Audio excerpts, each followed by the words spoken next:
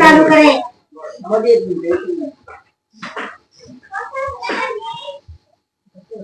जीवन बंद कर नको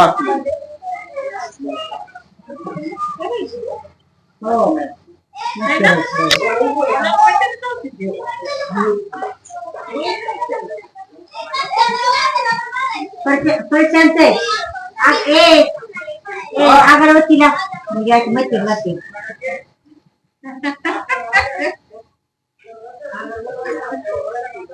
दोन तीन अगरबत्ती लावली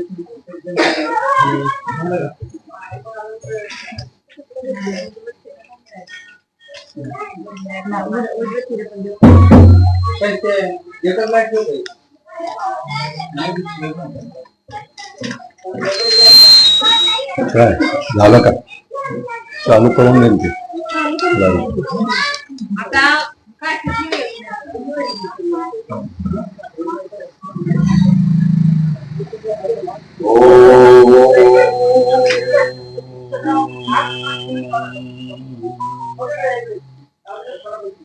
ब्रह्मानंदं परमसुखदं केवलं ज्ञानमूर्तिं द्वन्द्वातीतं गगनसदृशं तत्त्वमस्यादिलक्ष्यम् एकं नित्यं विमलमचलम् सर्वधी साक्षिभूतम् भावातीतं त्रिगुणरहितं सद्गुरुं तं नमामि। काषाय वस्त्रं करदण्डधारिणम् कमण्डलो पद्मकरेण शङ्खम् चक्रं गदाभूषितभूषणाढ्यम् श्रीपादराजं शरणं प्रपद्ये श्रीपादराजं शरणं प्रपद्ये श्रीपादराजं शरणं प्रपद्ये औदुम्बरकल्पवृक्ष संगमकामधेनवः चिन्तामणि गुरोपादो दुर्लभं भुवनत्रयम् कृते जनार्दनो देव त्रेतायां रघुनन्दनः द्वापरे रामकृष्णश्च कलौ श्रीपादवल्लभः। दत्त गुरुदेव दत्त गुरुदेव दत्त गुरुदेव दत्त गुरुदेव दत्त गुरुदेव। ओम ऐं ह्रीं क्लीं महादुर्गे नवाक्षरी नवदुर्गे नवात्मिके नवचण्डी महामाये महामोहे महायोगनिद्रे जय मधुकैटभविद्राविणी महिषासुरमर्दिनी धूम्रलोचन सहस्त्री चण्डमुण्ड विनाशिनी रक्तबीजान्तके निशुम्भध्वंसिनी शुम्भदर्शनी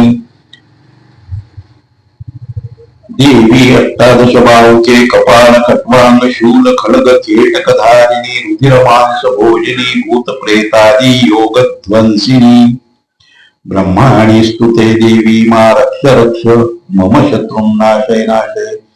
ह्रीं फट् हुं फट् ओम ऐं ह्रीं क्लीं चामुण्डाय विच्चे। ओम ऐं ह्रीं क्लीं चामुण्डाय विच्चे नमः। ओम ऐं ह्रीं क्लीं चामुण्डाय विच्चे नमः। ओम ऐं ह्रीं क्लीं चामुण्डाय विच्चे नमः। ओम ऐं ह्रीं क्लीं चामुण्डाय विच्चे नमः। ओम ऐं ह्रीं क्लीं चामुण्डाय विच्चे नमः। ओम ऐं ह्रीं क्लीं चामुण्डाय विद्महे नमः ॐ ऐं ह्रीं क्लीं चामुण्डाय विद्महे नमः ॐ ऐं ह्रीं क्लीं चामुण्डाय विद्महे नमः ॐ ऐं ह्रीं क्लीं चामुण्डाय विद्महे नमः ॐ ऐं ह्रीं क्लीं चामुण्डाय विद्महे नमः ॐ ऐं ह्रीं क्लीं चामुण्डाय विद्महे नमः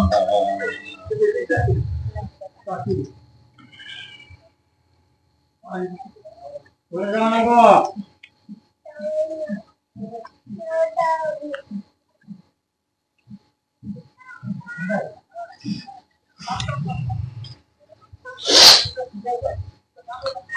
ऐगिरि नन्दिनि नन्दित मेदिनि विश्वविनोदिनि नन्दनुते गिरिवरविन्द शिरोदिनवासिनि विष्णुविलासिनि विष्णुनुते भगवति हेशति कण्ठं कुटुम्बिनि भूरि कुटुम्बनि भूरुकृते जय जय हे महिषासुरमर्दिनि रम्यकपर्दिनि शैलसुते जय जय हे महिषासुरमर्दिनि रम्यकपर्दिनि शैलसुते सुरवरवर्षणि दुर्धर घर्षणि दुर्मुखमर्षणि हर्षरते त्रिभुवन पोषणि शंकर तोषणि किल्बिषमोषणि घोषरते धनुजनि रोषिणि दितिसुतरोषिणि दुर्दमशोषिणि सिन्धुसुते जय जय हे महिषासुरमर्दिनि रम्यकपर्दिनि शैलसुते जय जय हे महिषासुरमर्दिनि रम्यकपर्दिनि शैलसुते ऐ जगदम्ब मदम्ब कदम्ब वनप्रियवासिनि हासरते शिरशिरि शिरोमणि तुंग हिमालय शृंग निजालय मध्यगते मधु मधुरे मधु कैटप भंजनि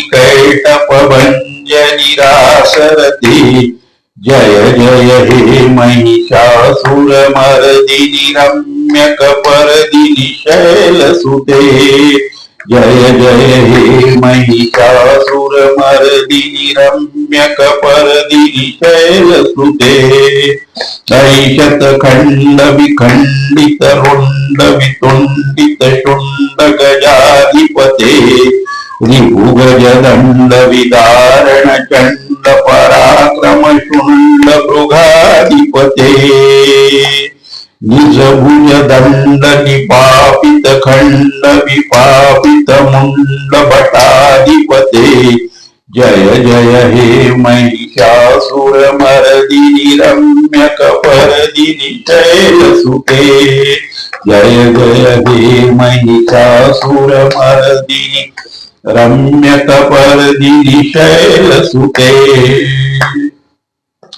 ऐरुण धर्मद शत्रुवधोदित दुर्धर निर्जर शक्ति भृते चतुर विचार धुरीन महाशिव दूत कृत प्रथमाधिपते दुरित दुरीह दुरामर दुर्मति दानव दूत कृतांतमते जय जय हे महिषासुरमर्दिनि रम्यकपर्दिनि शैलसुते जय जय हे महिषासुरमर्दिनि रम्यकपर्दिनि शैलसुते ऐ शरणागत वैरि वधूवर वीरवराभयदाय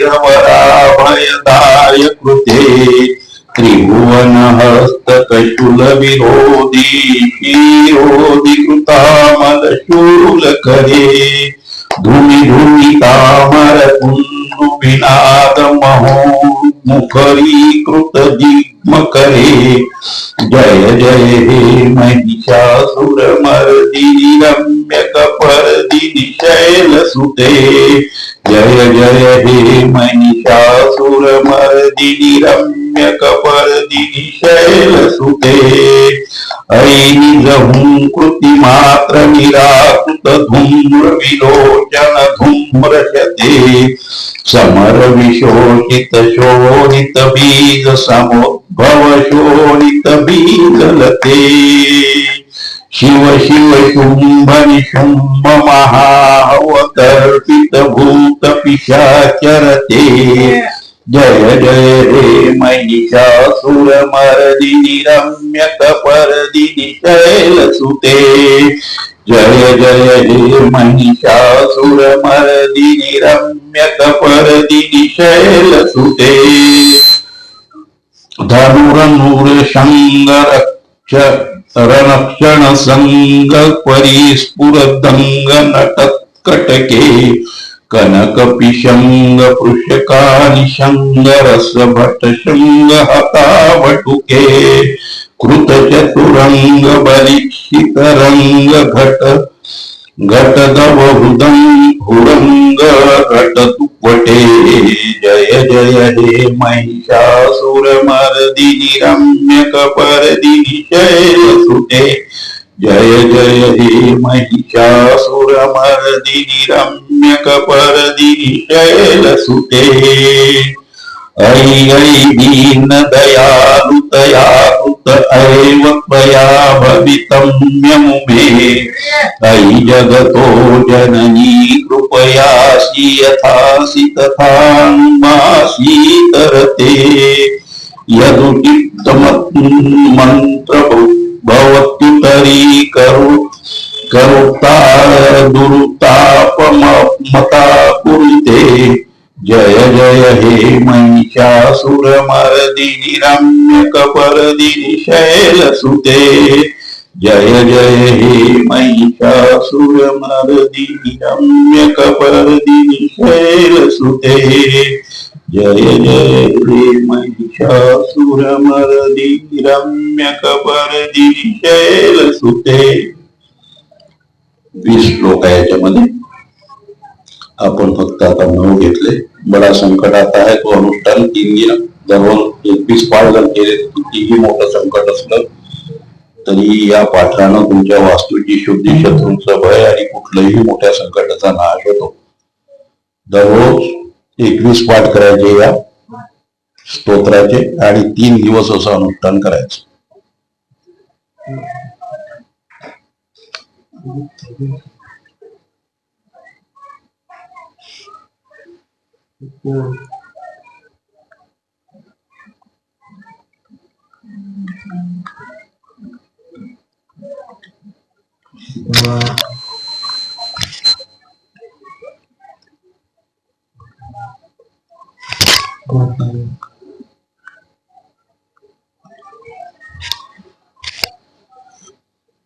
तर काल आपण कर्मसिद्धांत त्यातल्या 2 त्यांचे नियम समजून घेतले की एक क्षणभरही कर्माशिवाय राहू शकत नाही आणि असं एकही कर्म नाही की ज्याचं फळ मिळत नाही.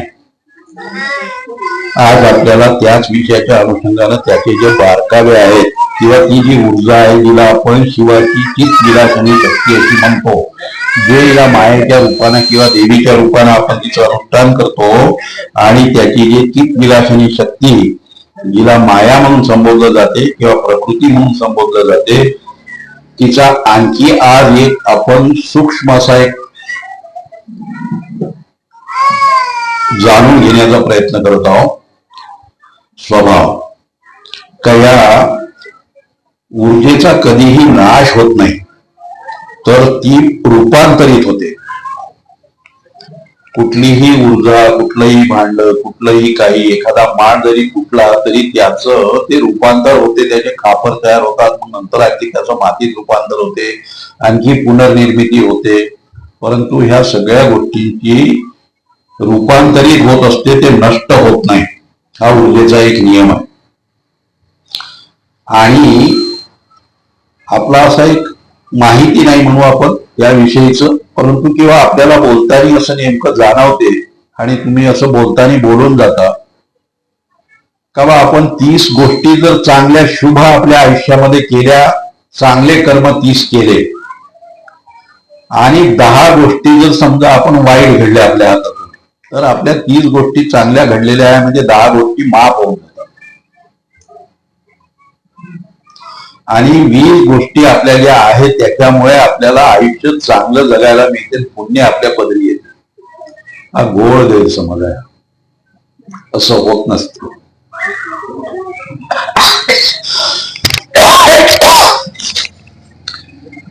आज आपण त्या कर्मसिद्धांताकडे म्हणजे माझी प्रत्येक रचना किंवा जे मी करतो आहे किंवा होतो आहे हे एक दुसऱ्याशी संबंधित आहे.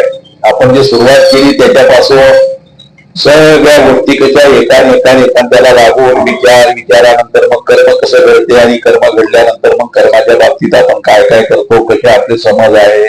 पण असं होत नसते. म्हणजे 10 कर्म तुम्ही वाईट केले ती लोखंडाची बेडी आणि 30 कर्म चांगले गेले ते सोन्याची बेडी, पण आहे बेडीच.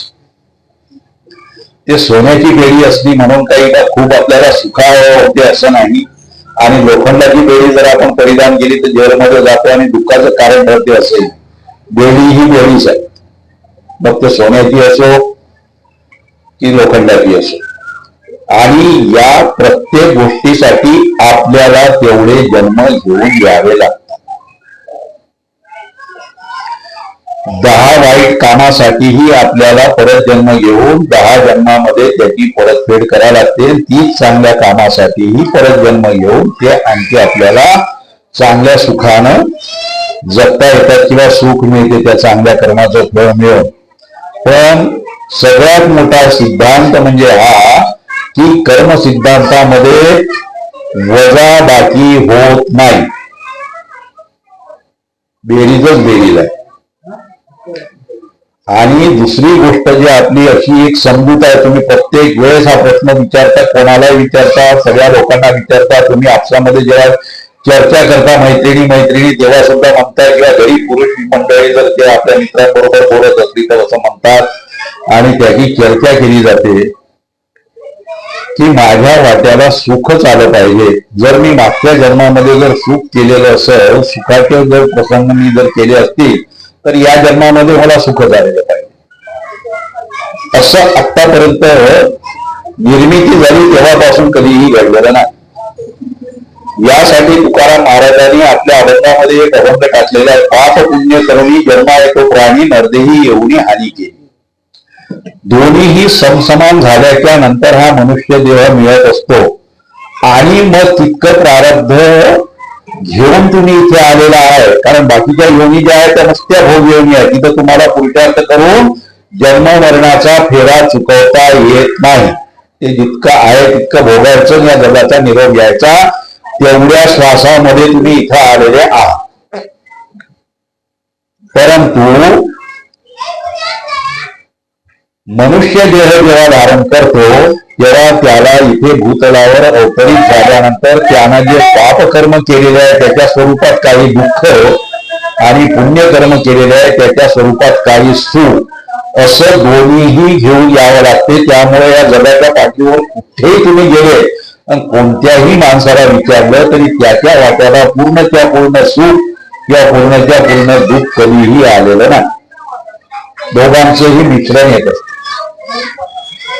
त्यामुळे तो सुद्धा गैरसमज आपण पाहून बसलेला आहे का मला सुखाचे क्षण पाहिजे मग दुःख कोण घेईल. आणि काल मी तर त्या यांच्या चित्रावरून किंवा आणखी कुठल्या गोष्टीवरून त्या एखादा गोटा जर बांधून किंवा ढोलक बांधून जर आपण केला तो सांगितलं तर तितकंच किंवा चेंडू सांगितलं जितका मारला तितक्याच वेळा तो परत मिळणार. आणि या सूर्यमालेमध्ये ही सोयच नाही आहे. आपण इथे आलो आहे का प्रत्येक गोष्टीची क्रियेची प्रतिक्रिया ठरलेली, मग ती प्रतिक्रिया जर ठरलेली असेल तर मग तो अभंग आहे तुकारामाचा, त्यांनी सुद्धा त्या काळामध्ये सगळ्या लोकांना तेच सांगितलं की पाप पुण्य करुणी जन्मा येतो प्राणी नरदेही एवढी हानी केली.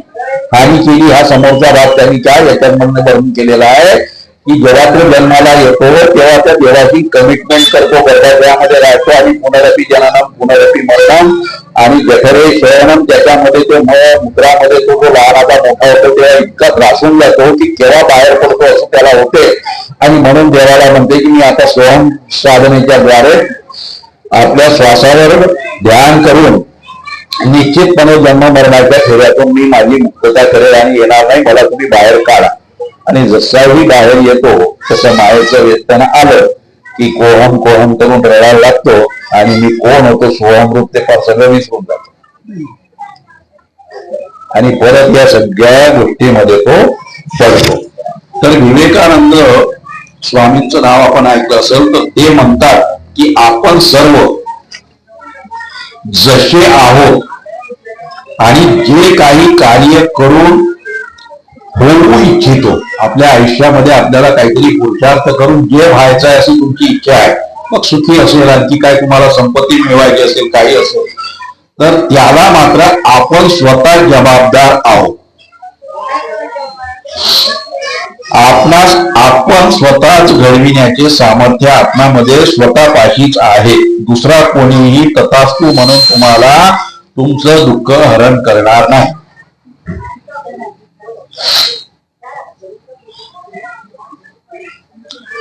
जसे आहोत ते जर आपल्या पूर्वकर्माचा परिणाम आहे. आता तुम्ही जसे आहात आणि जितकं सुख भोगत आहे संसारामध्ये, हे तुम्ही कधी बोलताना म्हणतात की माझं प्रारब्ध तसं आहे, ते जर मागील जन्माचा जर परिपाक आहे तर त्याच्यातून हे सिद्ध होते की आता आपण जे कर्म करतो ते पुढच्या भविष्याची तरतूद करणार आहोत. कसं आपल्याला पाहिजे ते तुम्ही ठरवायचं. ते आपल्या आजच्या करीत असलेल्या कर्मातून निर्माण होऊ शकते. म्हणून आपले कर्म कसे असावे याचं ज्ञान आपणास असणं आवश्यक आहे. आणि निसर्गाचा नियम तुम्ही पाहिला, त्या जे पेरलं ते उगवते. बाजरीचं झाड लावलं तर बोरं नाही लागणार, काटेच पदरी. मग आता एखादी कृती आपण केली, काहीतरी केलं, कोणाचं मन दुखवलं, कोणाची लुबाडणूक केली, त्याच्या जागेवर अतिक्रमण केलं, त्याचा पैसा पचवला, आपल्याला द्यावा लागतो. केव्हा ते कर्म केलं, ते कर्म फक्त फळ देण्यासाठी त्याला तितके दिवस वाट पाहावी लागेल योग्य होण्यासाठी. त्याच्यावर एक काल आपण रामायणातला वृत्तांत बघितला होता दशरथाचा, पण तो वेगळ्या संदर्भात होता की तिथं परब्रह्म त्याचं पोरगं असूनही करू शकलं नाही. पण मी आज एक दुसरा दृष्टांत सांगतोय महाभारताचा. जेव्हा महाभारताचं युद्ध संपलं, 100 पोरं मारले गेले धृतराष्ट्राचे, आणि हे सगळं झाल्याच्या नंतर, सगळं युद्ध थांबल्याच्या नंतर भगवान श्रीकृष्ण धृतराष्ट्राला भेटायला गेले. धृतराष्ट्राला भेटायला गेल्यानंतर धृतराष्ट्रांनी भगवान श्रीकृष्णांना प्रश्न केला की माझ्या डोळ्याच्या समोर एकतर मला अंधत्व आलं, मी अंधार आहे जन्मताच, आणि त्याच्यात मग मला 100 पोरं झाले, आणि तेही माझ्या डोळ्याच्या समोर 100च्या 100 मारले गेले. मग या जन्मामध्ये तर मी असं कोणतं पाप काही केलेलं नाही, असं तो म्हणतो कृष्णाला. आता ही मुकसंमती होती आणि दुर्योधन जे करत होता, लाक्षागृहामध्ये जाळत होता, याच्यामध्ये कोण ते जबाबदार होतं? कारण राजा हा होता पण त्याचा कंट्रोल नव्हता. आपल्या कुलवधूंची जी विटंबना त्या राजसभेमध्ये झाली, तिला मांडीवर बसवणं, ती रजस्वरा असून सुद्धा लग्न करण्याचा प्रयत्न करण्यात आला. त्यावेळेस राजा हा होता, राजाच्या ऑर्डरनं ते थांबवता येत होतं, पण तो दुर्योधनाच्या पुढे हतबल झाला. मग तो तरी म्हणतो कृष्णाला का माझं काय असं, या जन्मात तर मी काही पाप केलं नाही, परंतु हे 100 पोरं माझे कसे मारले गेले. मग तो प्रश्न केल्यानंतर त्यांनी म्हटलं का बा ठीक आहे, त्याला एक दिव्य दृष्टी प्रदान केली. जशी अर्जुनानं म्हटलं का मला ते विश्वरूप दर्शन सहन होत नाही, मला ते द्या, आणि मग त्याने ते दिव्य दृष्टी प्रदान केली, आणि नंतर मग त्याला ते हे संपूर्ण विराट असं श्रीकृष्णाचं स्वरूप पाहायला मिळालं. तशासारखं त्या धृतराष्ट्राला भगवान श्रीकृष्ण मागील 50 जन्माच्या मागे घेऊन गेले. 50 जन्माला घेतला. मनुष्य देहाचे 50 जन्म, म्हणजे किती त्यानं काय केलं असेल तेही बघा आता. म्हणजे सगळ्या योनींमधून त्यानं फरफट सगळं ओळखतान केल्याच्या नंतर मग त्याला 50 जन्मानंतर मनुष्य जन्म मिळाला. मग घेऊन गेला आणि तो त्याला दाखवायला लागला. त्यावेळेस त्याला ते दिसलं की 50 जन्माच्या पूर्वी हा शिकारीला गेला, हा राजाच होता, पण याला शिकार काही दिवसभर मिळाली नाही. हा वैतागून गेला, फार अगदी म्हणजे रडवेला होऊन गेला आणि सगळा वैताग येऊन आता काय करायचं म्हणून आला. आणि त्याचा सगळा राग का आज मला एकही शिकार मिळाली नाही आणि बिगर शिकारीनं मी आता घरी जायचं का वापस, म्हणून तो एका ठिकाणी जंगलामध्ये आला. जे संध्याकाळच्या वेळेला सगळे पशु पक्षी आपल्या घरट्याकडे त्या झाडाच्या डोलीमध्ये आश्रयाला येत होते. आपणही बघतो सगळ्या बग्यांच्या माळा उडे गगनात वगैरे असं आपण पाहतो आता. आणि सगळे पशु पक्षी तिथं संध्याकाळच्या टाइमला येतात. ते सगळे आपापल्या घरट्यांमध्ये यायला लागले. त्यावेळेस हा वैतागून त्या झाडाला आग लावला. आता त्याच्यामध्ये ते आग लावल्याच्या नंतर जे काही पक्षी होते ते सगळे आंधळे झाले. कोणाचे डोळे गेले, कोणाला जखमा झाल्या, कोणाला काही झालं. आणि त्यांचे जे पिलं त्या झाडाच्या ढोलीमध्ये ठेवलेले होते असे 100 पिलं होरपळून मेले. हे त्यानं कर्म केले 50 जन्माच्या आधी. तो त्या कृष्णाला विचारतो की मला हे काय आलं माझ्या डोळ्याच्या समोर, की या जन्मामध्ये मला माझ्या डोळ्यासमोर 100 लोक माझे पोरं मेले. ते 101 पक्षी असे होरपळून मेलेले ते त्याला दाखवले 50 जन्माच्या आधीचं सगळं त्याला दिव्यदृष्टी करून. आणि त्याचं परिणाम स्वरूप 50 जन्माच्या नंतर याला सुद्धा हा अंधार तयार झाला जन्मता. म्हणजे कर्म अजिबात पिच्छा सोडत नाही. ते भले काही दिवस संचितामध्ये असेल पण ते तुमचा बदला घेणार म्हणजे घेणार. फक्त योग्य संधीची वाट पाहत राहावी लागते. त्यामुळे याला आंधळेपणा आला आणि कुठल्या तरी असे काही सगळ्यांना होत नाही 100पणाचा. त्यांनी ते काय प्रयोग केले काय नाही ते द्रोणाचार्यांची हे ते सगळी कथा आहे ते त्याच्यामध्ये. आणि याला 100 पुत्र झाले. आणि 100 पुत्र झाल्यानंतर त्यानं जे 50 जन्मापूर्वी पाप केलेलं होतं ते भोगायला. आणि मग त्या आंधळ्याचे पुत्र त्याच्या डोळ्यासमोर 100च्या 100 मारले गेले. मग त्यानं चरण स्पर्श केला किंवा सांगितलं मला असं असं झालं होतं त्यामुळे हे झालेलं आहे. आणि त्यांची मग तिथे दृष्टी वगैरे बाहेर घेतली. तो दृष्टांताचा भाग आहे, आपल्याला त्याचं काही तिकडे जायचं नाही. पण हे सांगायचं मतलब हा की कर्म सिद्धांताचा हा नियम आहे की तो संचितामध्ये असतो परंतु ते कुठे ना कुठे बदला घेण्याची वाट पाहत असतो. ते कधी सुटत नाही. आपल्याला वाटते का बाय असं, तर मनुष्य स्वभाव आहे असा की वाईट घडले तर दोष आपण नशिबाला किंवा उलट चांगले घडले तर मग आपण कर्तृत्व, मी माझं हे सगळं पुरुषार्थ केला कर्तृत्व मानतो. पण तूच आहेस तुझ्या भाग्याचा विधाता किंवा शिल्पकार. असं कर्जत मध्ये जे जीवन विद्या मिशन आहे त्याचे आता कैलासवासी झाले ते वामनराव पै, तर त्यांचा हा त्या जीवन विद्येचा सिद्धांत आहे की तूच आहेस तुझ्या कर्माचा शिल्पकार. संपूर्ण मानव मात्र स्वतःच्या कर्माने बांधल्या गेलेला आहे. याच्यासाठी भक्त सुदामा म्हणतो गहना कर्मणो गती. हा कर्माच्या गहनतेचं वर्णन तो कसा करतो. कारण सांदीपनीच्या आश्रमामध्ये कृष्ण आणि ते दोघही जण एका वेळेस शिकायला होते आणि त्यांचा तो दोस्त सुदामा. तर तो म्हणतो त्याचा श्लोक आहे तो, कर्माची गती खरोखर अति गहन. आम्ही दोघे एकाच गुरुचे शिष्य. परंतु तो श्रीकृष्ण झाला पृथ्वीपती. द्वारकेला त्यानं राज्य स्थापन केलं आणि माझ्या पदरात मात्र खायला माती सुद्धा नाही आहे असं सुदामा म्हणतो. गोकुळात त्याने केल्या अलौकिक लीला माझ्या बरोबर गुरुगृही आणि तसेच समिधा, डोक्यावरती मोली घेऊन यायची समिधांची जी यज्ञासाठी काड्या पाहिजे असते. आणि आज तो बसला आहे सिंहासनावर आणि माझ्या हाती मात्र एक तारी आणि चिपळ्या. ईश्वरी राज्यामध्ये अंधारही नाही आणि अन्याय नाही. मी म्हटलं होतं हा जो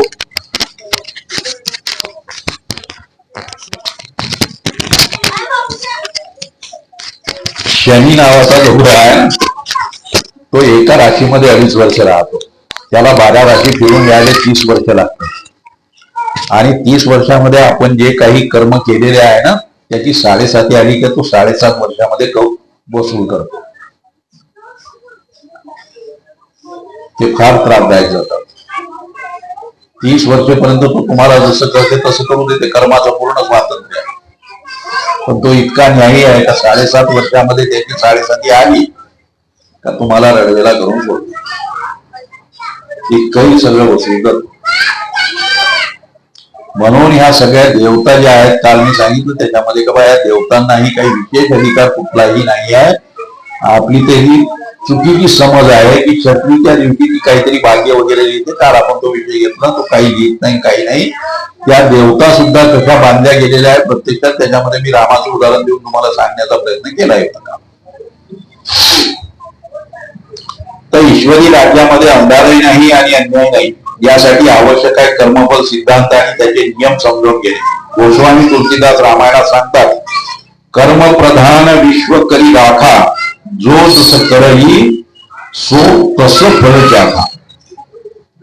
तो जसं करतो तसं त्याला फळ भोगावंच लागते, चाखावंच लागते. कर्म काय कायद्यामध्ये थोडासा विलंब असेल, उशीर होईल, परंतु अपवाद किंवा वशिलेबाजी विवाद चालत नाही आणि फळ वाटतं मुळीच.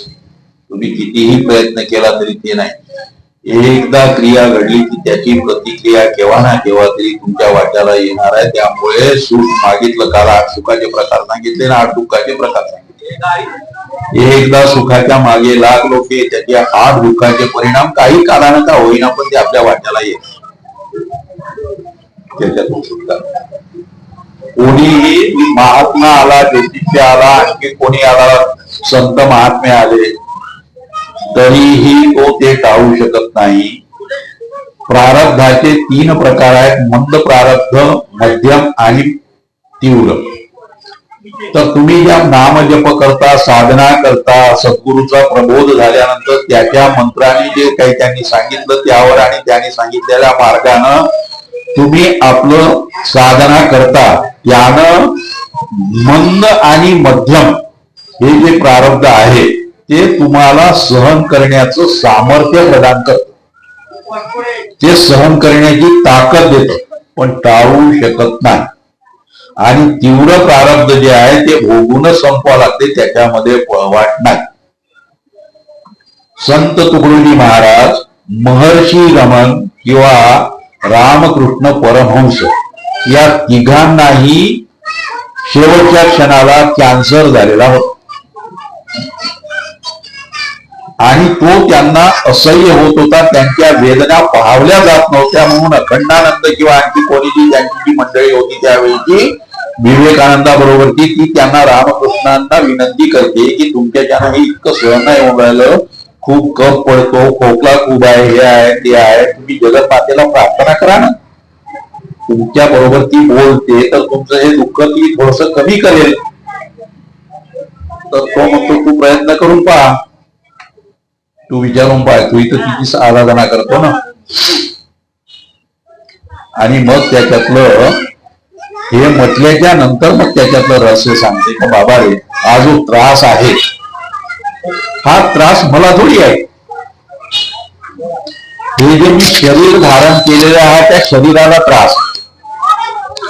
या भूतलावर मी रामकृष्ण परमहंसाचं शरीर धारण करून जो आलेला आहे त्याला तो त्रास आहे.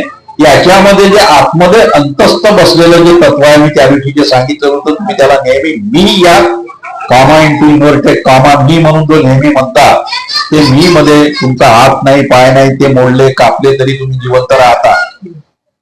ते मी जे आहे ते आतमध्येच आहे. आपण त्याला बाहेर शोधतो. त्या अगदी पहिलाच विषय पहिल्या दिवशीच घेतलेला होता मी. तुमची शोधाशोध किती चुकीची आहे. तर तो जो मी आहे ते आत्मस्वरूप आहे त्याला थोडी त्रास आहे. मी त्याच्यामध्ये स्थित आहे आपल्या आत्मस्वरूपामध्ये. म्हणून ती ओळी नेहमी येत असते, परधर्म भयावहा स्वधर्मे निधनम श्रेष्ठ. आपल्या स्वतःच्या धर्मामध्ये मृत्यू आला तरी तो श्रेष्ठ प्रतीचा आहे, पण परधर्मामध्ये जाऊन आपण जर तसं आचरण केलं तर ते दुःखदायक ठरते. आता ही जी ओवी त्यांनी जी वापरलेली आहे ती ओवी कुठल्याही जाती धर्माशी संबंधित नाही. हा एक आपला खूप मोठा गैरसमज जे प्रवचनकार किंवा इतर लोक सांगतात त्यांनी करून ठेवलेला आहे. परधर्म म्हणजे आपल्या धर्माच्या व्यतिरिक्त हिंदू धर्म सोडून बाकी जे धर्म आहे त्या धर्माचं जर आपण आचरण केलं किंवा तो धर्म स्वीकारला, धर्मांतरण केलं, काही जर केलं तर त्यामुळे हा त्रास होतो. तसं न करता मी हिंदू म्हणूनच जगावं, हिंदू म्हणूनच मरावं असा त्याचा अर्थ सांगितला जातो, पण तोही अर्थ चुकीचा आहे. इथे कुठलाही ख्रिश्चन, मुस्लिम, हिंदू किंवा आणखी कुठल्याही धर्माचं काहीही सांगितलेलं नाही. हे धर्म म्हणजे आपण आपल्या नेहमी आत्मस्वरूपामध्ये स्थित असणं हा आपला स्वस्वरूप आहे, त्या धर्मामध्ये राहिलं पाहिजे. आणि परधर्म म्हणजे शब्द, स्पर्श, रूप, रस आणि गंध या ज्या बारीक तन्मात्रा आहेत, आपण ज्याच्या मागे धावतो सगळ्या इंद्रियांच्या द्वारे, त्या सगळ्या गोष्टी म्हणजे परधर्म. मग आपण त्याच्या मागे जर धावलो आणि ते मिळवण्याचा प्रयत्न केला तर परधर्माचे आचरण करतो आणि त्याच्यामुळे ते दुःखाला कारण. स्वधर्मामध्ये राहिलं तर नाही. दुसऱ्यांना तथास्तु म्हणून किंवा त्याला काहीतरी आशीर्वाद देऊन दुसऱ्यांचं दुःख दूर करण्याचं सामर्थ्य मी सांगितलेलं आहे तिन्ही महात्म्यांजवळ होतं. ते दुसऱ्याचा दूरही करत होते, परंतु स्वतःसाठी मात्र त्यांनी म्हटलं नाही, त्याचा प्रयोग नाही केला. ते म्हणायला लागले का समजा जर हे प्रारब्ध जर मी भोगलं नाही, आणि समजा म्हणजे आता आपण काही लोक खूप उद्विग्न होतात ना, एखाद्यावर तसा प्रसंग येतील, सगळ्यावर काही येत नाही, पण कोणी आलेला ऐकलं असेल की तो व्यक्ती आत्महत्येला प्रवृत्त होतो, हे सहन होत नाही म्हणून आत्महत्या करतो. तर असं जे आत्महत्या करण्याचं पातक करतो किंवा त्याला होतो, तरीही तुमची सुटका नाही. परत आणखी जन्म घेऊन तितकं दुःख भोगून द्यावे या पृथ्वी तलावर यावंच लागते.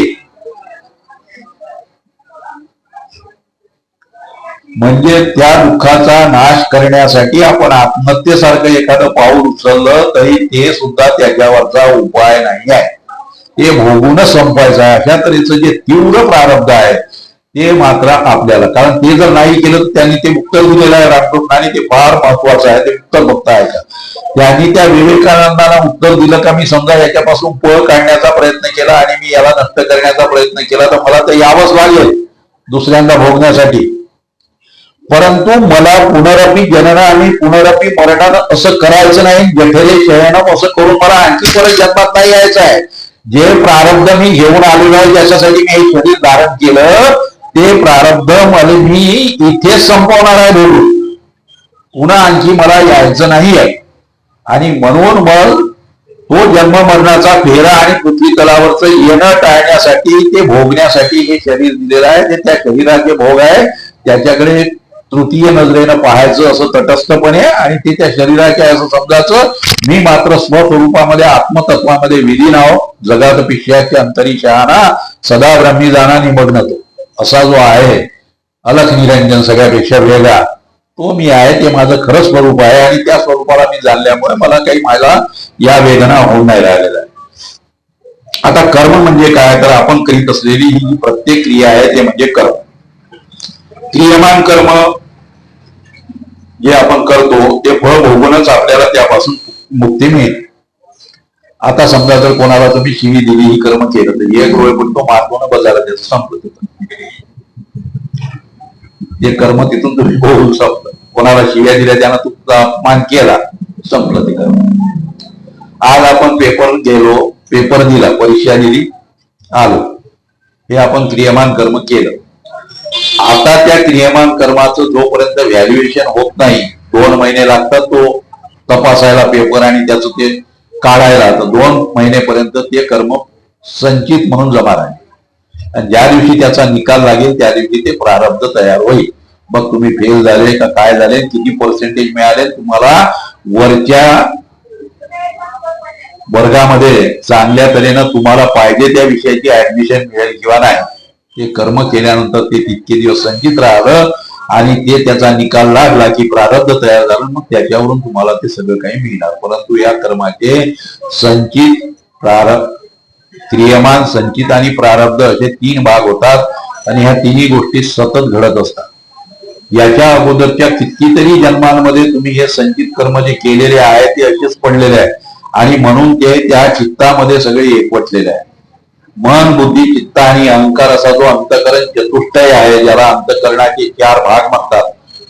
मन, बुद्धी जे निर्णय घेते ते, मनाने विचार करतो तो, मन, बुद्धी, चित्त आणि अहंकार, ह्या सगळ्या चित्तामध्ये त्याची साठवणूक केल्या जाते.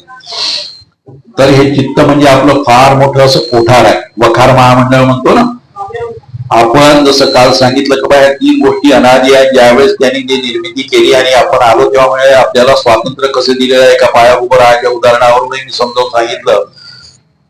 तर असं स्वातंत्र्य मिळालेलं आहे आणि मग ते आपण जे कर्म करतो त्याची प्रत्येकाची प्रतिक्रिया ही येणारच आहे. केव्हा ना केव्हा तरी होईल, तोपर्यंत ते तुमचं साचून आहे. परंतु हे असं तुमच्या चित्तामध्ये कितीतरी जन्माचं साठलेलं आहे आणि जेव्हा हा सूक्ष्म शरीर, हे शरीर जे मिळालेलं आहे स्थूल शरीर, ते सोडून लांबच्या दूरवरच्या प्रवासासाठी जाते तेव्हा तो चित्ताला घेऊन जातो. म्हणून तुकाराम महाराज किंवा कोणी साधू संत म्हणतात वासना जाळून शुद्ध करा म्हण. त्या वासनांचा क्षय झाला पाहिजे तर तुम्हाला जन्माला यावं लागणार नाही. परंतु तोपर्यंत जन्म मरणाचा फेरा हा भोगा. तर ह्या चित्तामध्ये ते सगळेच्या सगळं साठवलं गेलेलं आहे. म्हणून तुम्ही त्या यमाची जी कल्पना करता तेव्हा त्याच्याकडे तो लिखापडी करण्यासाठी चित्रगुप्त असतो. एक कल्पना तो चित्रगुप्त वगैरे यम कोणी पाहिला की नाही माहित नाही. नचिकेताकडे गेला होता तो, पण त्याने पाहिला का नाही तो कथा सांगतो. त्याला वडिलांनी देऊन दिलं होतं दान त्या यमाकडे, तू जा म्हणे आता. तो मग विचारला का मला आत्मज्ञान पाहिजे, ते म्हणे मी काही देऊ शकत नाही.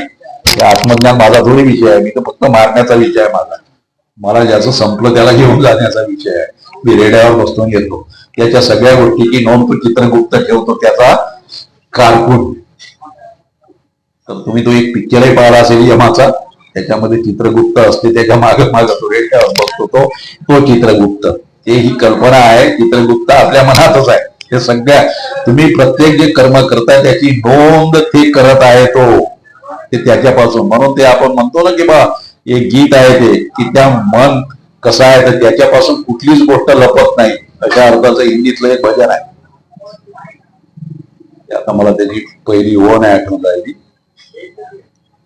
पण त्याचा अर्थ सांगतो आहे ते का त्या मनापासून कुठलीच गोष्ट लपत नाही. तशासारखं त्या चित्तामध्ये तुमच्या प्रत्येक हालचालीची नोंद होत आहे. तुम्ही असं म्हणाल का मग तू बसलेला आहे काही पाहत नाही. कोण पाहते आपल्याला? काही करायला पाहिजे. फक्त मी सावधगिरी देतो की काय करायला, किती प्रमाणामध्ये आणि कसं करायला पाहिजे ते तुम्ही ठरवा. की काम स्वातंत्र्य तुम्हाला दिलेलं आहे. परंतु एकदा कर्म केलं की त्याचे परिणाम हे तुमच्यासाठी ठरलेलेच आहे. जोपर्यंत आपण या आकाशगंगेमध्ये आहोत तोपर्यंत. आता परीक्षेचं उदाहरण घेतलं, रेचक, आता औषध, संगीत साधना अशी कितीतरी घेता येईल की त्याला काही, किंवा धान्य पेरणी, गहू लावला, 120 दिवस पर्यंत संगीत झालं, 120 दिवसानंतर मग तो तुमच्याकडे घरी येईल.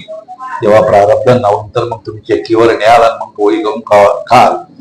त्या दिवशी त्याचं प्रारब्ध तयार झालं. पण आज जर गहू पेरला तर 120 दिवस पर्यंत तो घरात येईपर्यंत ते संचित कर्म झालेला आहे.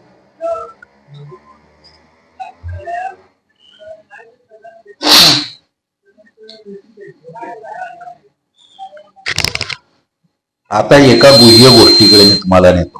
कधी कधी तुम्ही झोपून उठल्याच्या नंतर इतकी गाढ सुषुप्ती अवस्थेतली तुम्हाला झोप लागते आणि तुम्ही उठता आणि ती उठल्यानंतर काही क्षणाचाच असतो तो अवधी, काही जास्त क्षण नसेल, पण तुम्ही किंग कर्तव्य मूळ होऊन जाता आणि तुम्हाला कळतच नाही की मी काय किंवा कोण आहे. जेव्हा तुम्ही जागे होऊन मी सून आहे, सासू आहे, किंवा मी नोकरीवाली आहे, मला काल बँकेमध्ये आज पैसे भरायचे होते, हे जोपर्यंत तुम्हाला जाणीव होत नाही तोपर्यंत तुम्ही त्या नेणिवेमध्येच असता.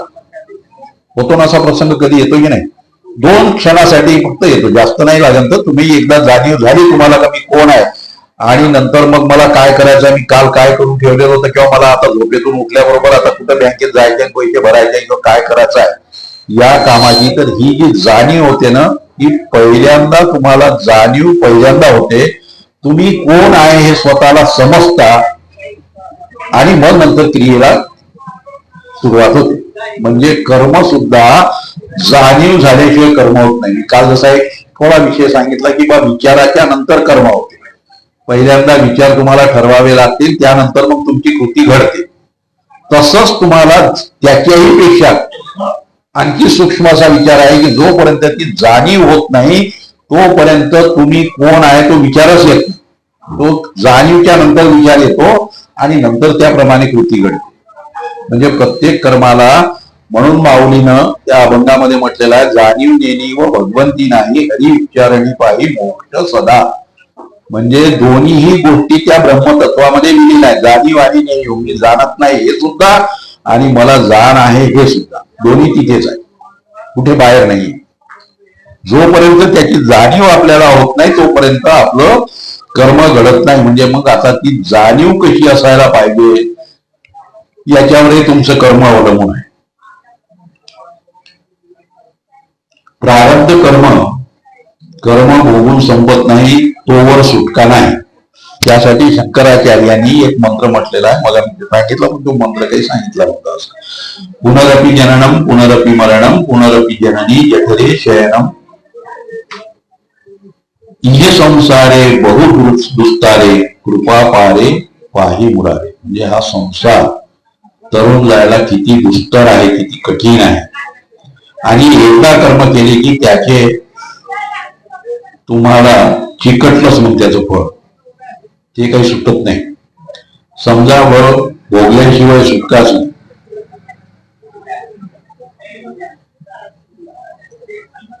याचा एक दृष्टांत खूप चांगला, आणि किती म्हणजे समोर आपल्याला ज्ञान प्राप्त केलं जायचं. आता हे कर्म, भक्तियोग आणि ज्ञानयोग या 3 स्टेप्स आहेत, आणि त्या 3 स्टेप तुम्हाला सांगितल्यानंतर किंवा समजून सांगितल्यानंतर मग कळेल की बा आपल्याला काय करायला पाहिजे, आणि किती सोप्या आहेत त्या, काही म्हणजे कठीण नाही.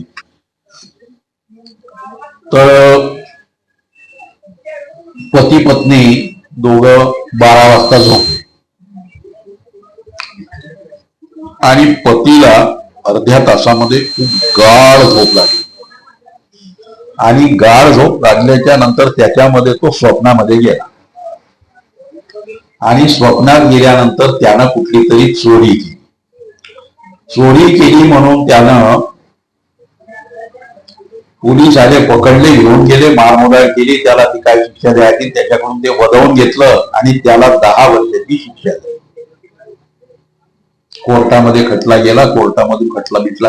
झोपेमध्ये ह्या सगळ्या गोष्टी अर्ध्या तासामध्ये घडतात, स्वप्नामध्ये आपल्याला वर्षोगंती लागते, पण त्या ह्याच्यात लवकर घडतात. तर 10 वर्षाची शिक्षा झाली. 10 वर्षाची शिक्षा झाल्यानंतर याला 3 वर्ष यानं शिक्षा भोगली, आणि ती भोगत असताना तो जो जेलर आहे तो याला दररोज मारायचा. 3 वर्ष याला मार खाल्ला, पाठीले वळ आले, खूप वळ यायचे, खूप त्रास व्हायचा, खूप बोंबलायचा. पण तो आपला त्याला वटणीवर आणण्यासाठी खूप याचा राग करायचा म्हणा, किंवा 3 वर्ष यानं भोगून झाले, 7 वर्ष शिल्लक आहे. आणि एक दिवशी त्यानं याला बोलावलं, आणि हा तो जेलर आतमध्ये आला, याच्या रूम मध्ये ती जी कोठडी असते त्याच्यात, आणि याला उघड्या पाठीवर वळ येईपर्यंत ठोकायला सुरुवात केली. एवढे वळ आले, आणि तो इतका चिल्लावून, इतका जोरानं, खूप मोठे चिल्लावून माझ्या पाठीवर वळ आले म्हणून तो असा चिल्लावला, आणि याला जाळले. आता 7 वर्ष शिल्लक आहे, जागी आली. पत्नी बाहेरच बाजूलाच होती. ती म्हणते, अहो काय झालं? अरे पाय म्हणते, माझी पाठ मध्ये किती वळाने युक्त आहे, म्हणजे इतकं मारलं म्हणते त्या जेलरनं. अरे अर्धा तास झाला तुम्ही माझ्याच शेजारी झोपले, तेही 2 पांघरून घेऊन मस्त पैकी झोपलेले आहात. अर्ध्या तासामध्येच तुम्हाला 3 वर्षाची शिक्षा नाही, 7 वर्ष शिल्लक राहिले, कुठं झालं पाहू दे म्हणते, पाठ काही दिसत नाही. तर तो जोपर्यंत त्या स्वप्नातून जागा झाल्यानंतर त्याला त्याची जाणीव झाली नाही तोपर्यंत माझ्या पाठीवर वळ आहे हेच म्हणत होतो. आणि ते उठल्याच्या नंतर जेव्हा जाणीवेत आला तेव्हा त्याला कळलं का अरे मी दिवसाला झोपत होतो, बरं स्वप्न पडलं मला आणि मला काही शिक्षा झालेली नाही म्हणून तो मग त्याला हायचं वाटलं. सुटकेचा निश्वास सोडला का बघ चला ते स्वप्न होतं. काय आणावं लागले आता याच्यातून? फक्त त्याला ते ज्ञान झालं का हे स्वप्न होतं. त्या ज्ञानाबरोबर याचं दुःख सगळ्या सगळ्या पाठीचे वर कुठच्या कुठं चालले गेले, 7 वर्षाची शिक्षा माफ झाली. तसंच आपल्याला ज्ञान प्राप्त झालेलं झालं. आपल्याला आपल्या येण्याचा अर्थ कळला आणि आपण त्या ज्ञानामध्ये स्थित झालो. त्याच गोष्टीला आपण चिपकून राहिलो की झालं मोक्ष. काही नाही, इतकं सोपं. आणि तुम्ही याच्यासाठी तुमच्या नेहमीच्या उदाहरणातलं उदाहरण सांगतो म्हणजे ते तुमच्या लक्षात येईल. तुम्ही पेरणीसाठी आपल्या घरामध्ये धान्य काढून ठेवलं एखादं कुठलं तरी, जे कोणतं धान असेल, तुमच्याकडे सोयाबीन होत असेल किंवा काय इथे जे पिकते तुरी पिकत असतील, आणखी काय जे असेल ती किंवा आणखी कुठलंही धान्य तुमचं घ्या त्याच्यामध्ये, ते तुम्ही पुढच्या वर्षीच्या बेगणीसाठी पावसाळ्यामध्ये पेरण्यासाठी तुम्ही घरी काढून ठेवलं. कशात तरी चांगलं माठ म्हणा, पूर्वीच्या काळामध्ये ते मडक्या विडके राहत होते त्याच्यावर चाळणी वगैरे ठेवायची आणि नंतर मग शेणानं वगैरे सारवून सगळं हे करायचं. ते धान्य तुम्ही कढईमध्ये जर भाजून काढलं आणि शेतामध्ये पेरायला आले, वापेल का? त्याचा जो अंकुर आहे तो जळून नष्ट झाला होतो नसं. त्याच्या वासनारूपी बीजाचं जे अंकुर आहे, जे अंकुरित होते आणि त्याचा मोठा वृक्ष तयार होतो, ते तुम्ही भाजल्याबरोबर त्याच्यातली उगवण शक्ती कमी झाली, नष्ट झाली. कमी म्हणण्यापेक्षा नष्ट झाली, ते होतच नाही. तसे जे तुम्ही आता क्रियमान कर्म आणि त्याची फळ देण्यासाठी संचितामध्ये जमे आहे आणि प्रारब्ध आहे. तुम्ही इथं हा शरीर धारण करून आलं. आता हे जे आलेले आहात तुम्ही तितके श्वास घेऊन आलेले आहे, मी कालच सांगितलं. ते तुम्हाला इथून भोगूनच जायचं आहे, म्हणजे ते प्रारब्ध इथं भोगायचं. आता मी सांगितलं तसं क्रियमान कर्म करायचं का ज्याने शिव्या दिल्या ते 1 रुपये बसते झालं बस त्याचं फळ मिळालं. भूक लागली का बस तुम्ही ते कर्म करायला गेले आणि जेवण केलं तुम्ही शांत झाले का त्या कर्माचं फळ संपलं, ते त्याने काही चिंता करण्याची गरज नाही. तरीही त्याच्यातले कोणते कर्म तुम्हाला बाधत होत नाही याचेही 5-6 प्रकार आहेत, ते मी सांगितलं का बा तेही कर्म जर केले तर ते बाधत नाही. आता राहिलं संचित, का ज्याच्यासाठी तुम्हाला जन्म घ्यावा लागतो. त्या संचित कर्मासाठी जे फल देण्या योग्य होईल तेव्हा. आत्ताच तुम्ही उदाहरण बघितलं का तसं जे असलेलं धान्य जर तुम्ही जाळून टाकलं तर तुम्ही निर्बीज होता. तुमचं धान्य वापरून येत नाही, उगवण शक्ती कमी होते. तसाच तुमच्यामध्ये ज्ञानाचा उदय झाला रे झाला की जेवढेही त्या क्षणापर्यंत जितकेही संचित कर्म तुमच्या चित्तामध्ये दडलेले आहे, सांगितलं तुम्हाला का बा कितीतरी जन्मोजन्मीचे संचित कर्म तुमच्यामध्ये विद्यमान आहे. ते फल देणाऱ्या आधीची शरीर धारण करून येणारा तुम्ही. आणि काल तुकारामाच्या पत्नीचं सांगितलं की बा तुम्ही काही केलं, किती शिव्या दिल्या तरी तितके स्वाद भोगल्याशिवाय या जगाचा निरोप घेणार नाही, म्हणजे तेवढं प्रारब्ध तुम्ही भोगूनच जाणारा. म्हणजे मग प्रारब्ध पूर्ण भोगलं, क्रियमान कर्म नाही राहिले, त्या समजा जर राहिले त्या क्षणाला, तरी ज्या दिवशी या ज्ञानाची प्राप्ती होईल त्या प्राप्ती झाल्याबरोबर तुमचे सगळेच्या सगळे संचित कर्म जळून नष्ट झाले.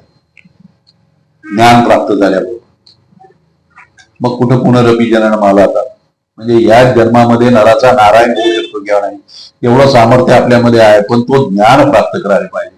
आणि म्हणून मग तो गीतेमध्ये त्याचा दिलेला आहे श्लोक, ज्ञानाग्नी सर्व कर्मानी भस्मसात कुरुते. ज्ञानाच्या अग्नीमध्ये सगळेच्या सगळे संचित कर्म नष्ट होतात, जळून नष्ट होतात, बिन अंकुरित होतात आणि मग तुम्हाला जन्म घ्यावा लागत नाही.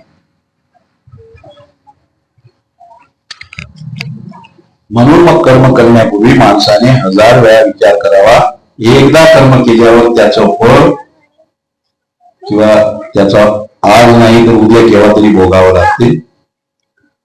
अहो मम मया नीचम अनार्यवत कृतम निरागसी ब्रह्मानी गुण तेजसी. अरे रे, एका निरपराधी ब्राह्मणाशी मी फार नीचपणे वागलो. मला माझ्या या दुष्कृत्याची शिक्षा म्हणून सर्व राज्य, शक्ती, सामर्थ्य, समृद्धी आणि राजकोश या ब्रह्मन त्या क्रोधाग्नीमध्ये जाऊन खात होते की जेणेकरून देव आणि गोमाता यांच्या बाबतीत अशी दुर्बुद्धी मला होणार नाही, असं महाराज परीक्षित म्हणतात. तुम्ही सगळ्या आपण भागवताच्या कथा ऐकतो, त्याच्यामध्ये शुक मुनी त्या परीक्षित राजाला ती कथा सांगतो. तो चुकून तिथे गेला आणि हा आपला ध्यानस्थ बसलेला आहे आणि खूप गाढ समाधीमध्ये आहे. आणि तो माझा राजा, मी राजा गेल्यानंतर, तो ऋषीच्या आश्रमात मी गेल्यानंतर त्यानं मला माझं स्वागत करायला आला नाही, म्हणून ह्या परीक्षितीला राग येतो. आणि राग आल्याच्या नंतर तिथे बाजूला एक मेलेला साप पडलेला असतो. त्या समाधीस्थ असलेल्या ऋषीच्या गळ्यामध्ये तो साप टाकतो आणि हा राजा निघून जातो. बरं, याच्यातही कलीनं कसा प्रवेश केला तर तो जरासंधाचा वध केला होता. त्याच्या डोक्यावर जो टोप होता तो टोप यांच्याकडे आलेला होता सगळं. आता ते जरासंधाने राज्य केले, त्याला नाश केला. जरासंधाचा हा पळून नाही गेला होता तिकडे द्वारकेकडं, पण त्यांच्या खजिन्यामध्ये त्या कोशामध्ये तो टोप होता. आणि टोप याला असं वाटलं, अरे इतका चांगला त्या राजाचा टोप आहे, आपणही घालून पाहावा म्हणून यानं जसाही घातला याच्या डोक्यामध्ये प्रवेश केला कलीनं. ही कली युगाची कथा. युधिष्ठिरापर्यंत हे सगळं द्वापार युग होतं आणि परीक्षित जेव्हा आला तेव्हा कलियुग सुरू झालं. तो तिथे त्यानं टाकल्यानंतर तो साप पाहला, पोरगा आलं, त्यानं पाहिलं हा अपमान माझ्या वडिलाचा समाधीमध्ये कोण केला, म्हणून त्यानं तिथेच त्याचा का 7 दिवसामध्ये याले तक्षकाचा दंश होऊन तो त्या राजा मरे. त्याची आकाशवाणी झाली आणि ते त्याला कळली, आता त्याला काय करायचं. मग शुक मुनीकडे गेले. एवढं वैराग्य धारण करेपर्यंत 7 दिवसामध्ये त्यांना आपल्याला मोक्षाचा अधिकारी बनवलं. आम्ही इतके वर्षापासून भागवतच्या कथा ऐकतो आणि मोक्षाचा अधिकारी होतच नाही.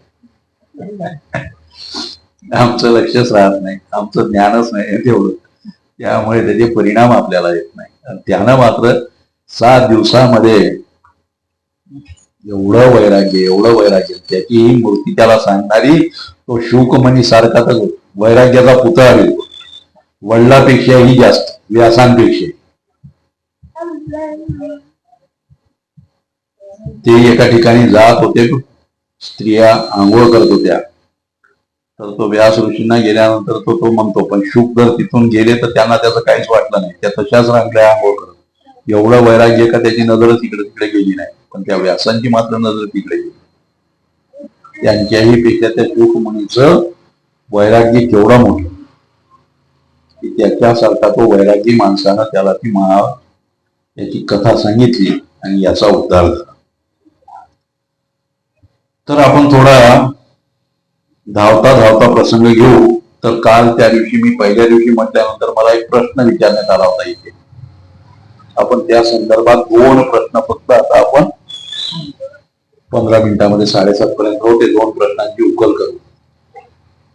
बरेच लोक असं म्हणतात का हे प्रारब्धाप्रमाणे समजा जर सगळ्याच्या सगळ्या जर गोष्टी घडणारच आहे आणि त्या आपण घेऊन आल्यानंतर होणार आहे, तर मग आम्ही पुरुषार्थ करायचा नाही का, महत्वाकांक्षा बाळगायच्या नाही का, हा एक प्रश्न बऱ्याच लोकांना असं वाटते. का मग आता प्रारब्धानं जर ते सगळं होणारच आहे या दृष्टीनं त्याच्या, तर मग आपण ते भोगूनच संपवणार आहोत, मग आपण काय करायचं, कशा वेळी करायचं, देगाहारी पलंगावरी असंच बसून काय कुठं बसलं तर चालणार नाही का, मग पुरुषार्थ कशाला करायचं, महत्वाकांक्षा कशाला बाळगायची, खूप मोठं होण्याचं स्वप्न कशाला पाहायचं, ते जर होणार असेल तर होणारच आहे केव्हा नाही केव्हा तरी. तर ह्या एक प्रश्न. आणि दुसरा प्रश्न असा एक तयार केलेला होता, त्याने मला दुसरा प्रश्न विचारला. हा प्रश्न विचारला नाही, परंतु ह्या 2 प्रश्नांची आपण उहापोह करणार. तो दुसरा प्रश्न असा मला विचारण्यात आलेला होता की आपण सगळं पाहत असताना आपल्याला जो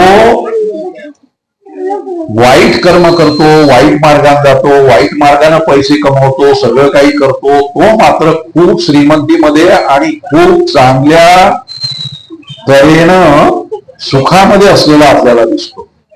आणि जो भगवत भक्त असतो, जो नेकीनं चालतो, चांगल्या मार्गावरून चालतो, त्याच्या वाट्याला मात्र दुःख येतात. होते ना, असं वाटते की नाही आपल्या मनामध्ये? दोन प्रश्न आहेत. तर पहिला आहे की प्रारब्धात असते तेवढेच मिळते, तर मग आपल्या शुभाशुभ क्रियमान कर्मानुसार प्राप्त तयार होत असते. तर परमेश्वर हा केवळ आणि केवळ फक्त कर्माचा फलदाता आहे. तर पण त्याचे हात बांधले गेलेले आहे. कारण आपण रामाच्या त्या उदाहरणामध्ये पाहिलं. आपण नेहमी असं कधी कधी म्हणतो का दैवाला दिलं पण कर्मानं लिहिलं. आपलं भाग्य फुटक असेल तर फलित होणार नाही. सतत 24 तास पाऊस पडला, खूप पाऊस पडला, वर्षाला 4थं पान उगवते का? किती पाऊस त्याच्यावर केला, किती खत टाकलं तरी पळसाले पानं तीनच. वाळलेला एखादा काय म्हणतो आपण त्याला, बांबूला कलक म्हणते का काय म्हणतात, किळक का काय असा कळक ना, हा, तो कळकाचा एवढा तुकडा आहे वाळलेला. त्याला पाण्यात बुडवून किती वर्ष ठेवला तरी पालवी फुटेल का त्याला? सूर्योदयाच्या नंतर त्या घुबड ह्या पक्ष्याला दिसत नाही असं म्हणतात. दिवस निघला का तो अंधार. आता त्यामध्ये त्या सूर्याचा दोष आहे की त्याच्या त्या वृत्तीचा दोष आहे? त्याला दिसत नाही, त्याने काय करणार? तो सूर्य काय करेल? सगळ्या जगाला प्रकाश देण्यासाठी तो सहज अवस्थेमध्ये, त्याला तर मी परवाच्या दिवशी सांगितलं का बा सूर्यास्त आणि सूर्योदय या घटना सुद्धा त्याच्या ठिकाणी नाही आहे. एवढा तो सतत जागृत असतो आणि प्रकाश देत असतो. त्याचं प्रकाशित होणं एवढंच एक काम आहे. मग आता त्या घुबडाला जरी दिसत नसेल, सर्वत्र पाऊस पडून जलमय जरी झालं, पण तो चातक नावाचा एक पक्षी आहे की तो जो वरतून जे पाणी पडते पावसाळ्यामध्ये तेवढंच आपल्या चोचीवर धारण करते आणि त्याची उपजीविका होते त्याच्यावर. अशी एक कल्पना आहे, कवी कल्पना म्हणा किंवा आणखी काय कुठं, असं सगळेजण शास्त्रांमध्ये त्याची उदाहरणं देतात. आता त्या इतका पाऊस पडल्यानंतर चातकानं जर तोंडच नाही उघडलं, की जी चोचच नसली, तिथे जर पाऊस पडला नाही, तर त्या पाऊस पाडणाऱ्या त्या शक्तीचा दोष आहे की यानं चोच नाही उघडली याचा दोष आहे?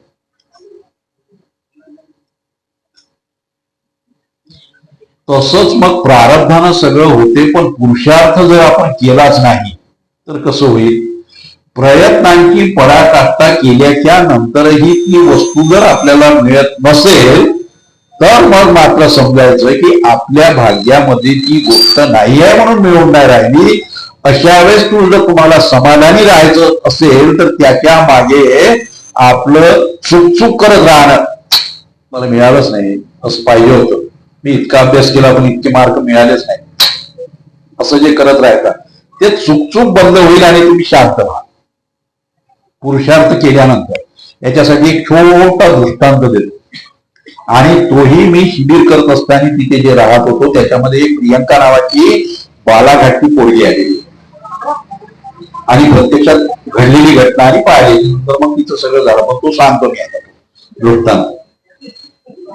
ती 10वीला होती आणि 10वीला असल्यानंतर त्याच्यामध्ये मला वाटते 8 किंवा 6 पेपर राहतात काहीतरी, मला नेमकं आता माहित नाही, कारण सगळ्या शिक्षण पद्धती आता बदलत चालल्या. तर मी आता जुन्या पद्धतीतला माणूस, त्यामुळे आता किती पेपर होते माहित नाही, पण तिचे 6 पेपर झाले आणि 2 का 3 पेपर शिल्लक होते. आणि सगळ्यांचा अगदी 80-90% मार्क मिळतील एवढा तिने अभ्यास केलेला होता सगळे. आणि 6 पेपरही तसेच गेले, जे तिला 80% मार्क मिळणार असे सगळे पेपर गेले. झालेले 6 पेपर दिलेले आणि उरलेल्याचा अभ्यास पूर्ण कम्प्लीट होऊ नये. आता फक्त ते जो टाइम टेबल आहे त्या दिवशी तिथे जाणे आणि पेपर दे, आणि तिलाही तिची तयारी हे सगळं आहे. एक दिवस तिचे वडील आंघोळीला गेले. 6 पेपर झाल्याच्या नंतर ती घटना आहे बघ. 7व्या पेपरचा अभ्यास करून ती आता शाळेत जाणार पेपरला. त्या दिवशी तिचे वडील आंघोळीला गेले आणि ते आंघोळ करता करता गोट्यावर घसरून पडले आणि त्यांचा डेथ झाला, तिथंच वाढ.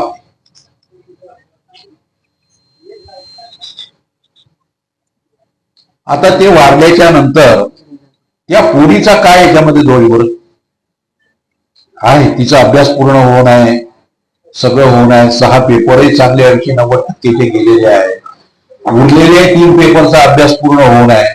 पण आता ती घटना घडल्याबरोबर वडिलाचं प्रेत त्या बाथरूम मध्ये तेथून उचलून आणलं, घरामध्ये ठेवलं आणि हिचं मन अभ्यास पेपर देण्यामध्ये सोडवण्यामध्ये लागेल का?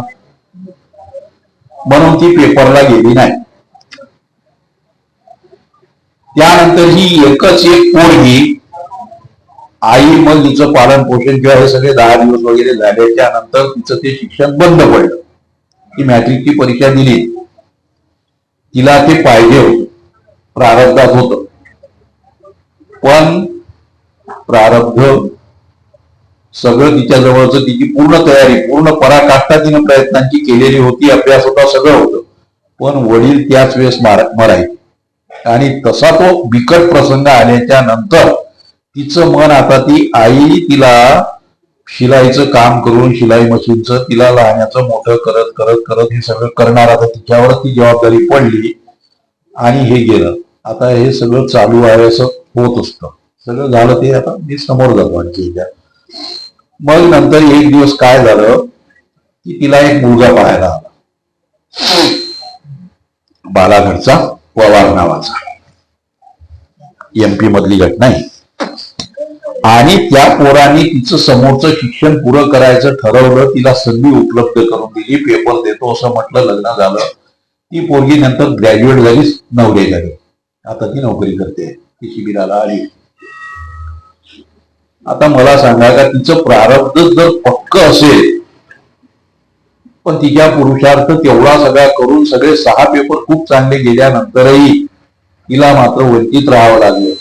आणि मग तिच्या मनातली जी उत्कट अशी इच्छा होती की मला ग्रॅज्युएशन करायचं, नोकरी करायची आहे, तसं पतीचं स्थान चालत आलं. त्या पतीनं तिला मोटिवेट केलं, आश्वस्त केलं का तू कर, तिला मदत केली. आणि मग ते लग्न झाल्याच्या नंतर ग्रॅज्युएशन होऊन आज लग्न कर, नोकरी करते. मग प्रयत्नांची पराकाष्ठा केल्याच्या नंतरही एखादी गोष्ट जर होत नसेल तर त्याला आपलं प्रारब्ध आहे म्हणून स्वीकारायचं. ते तर मी आता सांगितलेलं चुकचूक करत राहायचं नाही. आपल्या जर प्रारब्धामध्ये ते असेल तर निश्चितपणे कुठल्या तरी रूपानं तो येणार आहे आणि ते होणार. ते इतकं त्यानंतर झालं. मग आता याच्यामध्ये तिचा काय दोष आहे त्यामध्ये सांग. तिची तर तयारी सर्व झालेली होती, परंतु ते वडील त्या दिवशी तिथे जर वारले नसते, 3 पेपर होईपर्यंत ते जर राहिले असते तर ती त्याच वेळेस झाली असती की नाही तिच्या मनाप्रमाणे.